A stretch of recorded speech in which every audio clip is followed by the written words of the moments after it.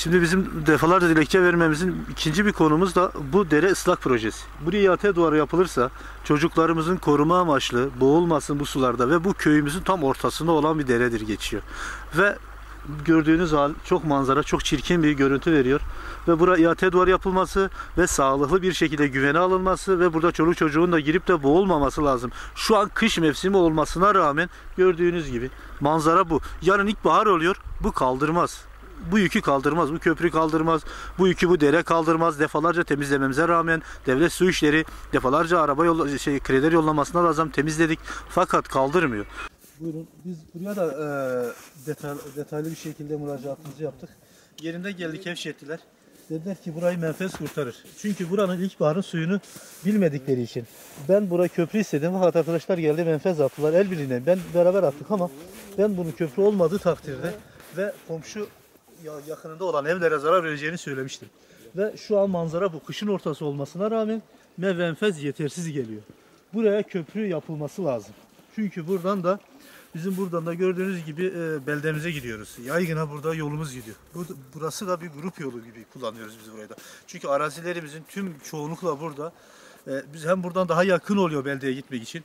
Bu yolu sürekli kullandığımız bir yol ve şu an menfez atmışız. Buraya acilen köprü olması lazım. Aksi takdirde evler hep zarar görür. Tamam.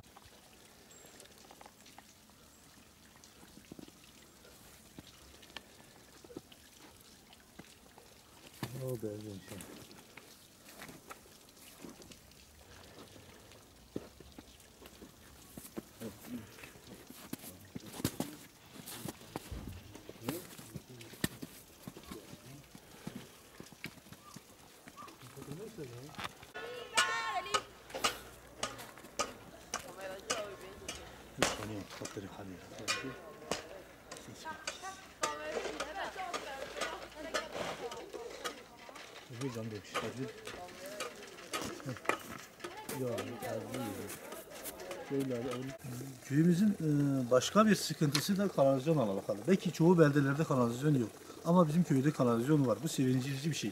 Fakat kanalizasyonlar, kapakları gördüğünüz gibi çok yukarıda. Yukarıda olmasından dolayı kış şartlarında temizlik yapılınca temizlik yapılınca ve kapaklar kırılıyor veya yerinden çıkıyor. Bu sefer tıkanmaya yol açıyor.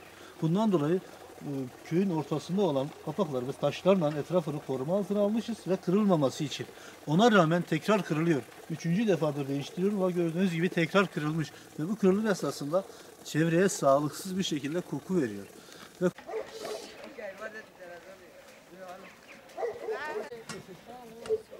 hangi kanaldır abi?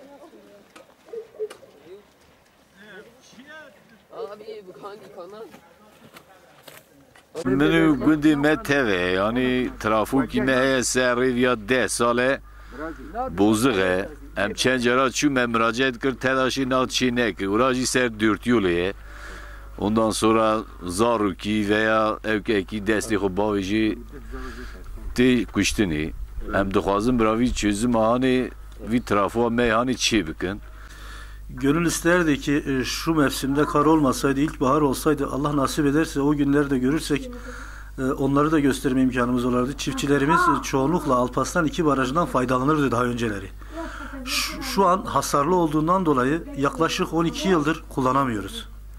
O kanallarımız harabe olmuş. Alfabede biz ziyaret olarak Z harfi olduğumuz en sonda kalıyoruz. Herhalde kanalda da en sona kalmışız.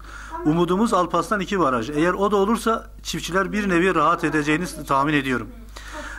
Kanallarımız şu an harabede ve kullanılmıyor. Dediğim gibi 12 yıldır biz kanallarımızı kullanamıyoruz.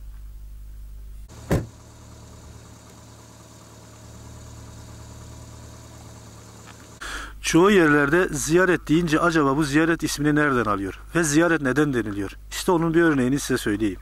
Gerçeğini söylemek lazımsa 2. Dünya Savaşı'nda burada birkaç tane şehit var. Ve ondan dolayı bu ziyaret ağacı diyoruz ona. Ve ziyaret ismini oradan alıyor. Şu anda biz etrafını yate duvarı yapmamıza rağmen o ara şehitlerin mesela orada kemiklerine rastladık. Çok eski mermilerine rastladık. Ondan dolayı kimse o şehidin altında hayvan yatırırsa veya bir ağacını kullanırsa ve bir musibet onun başına gelir.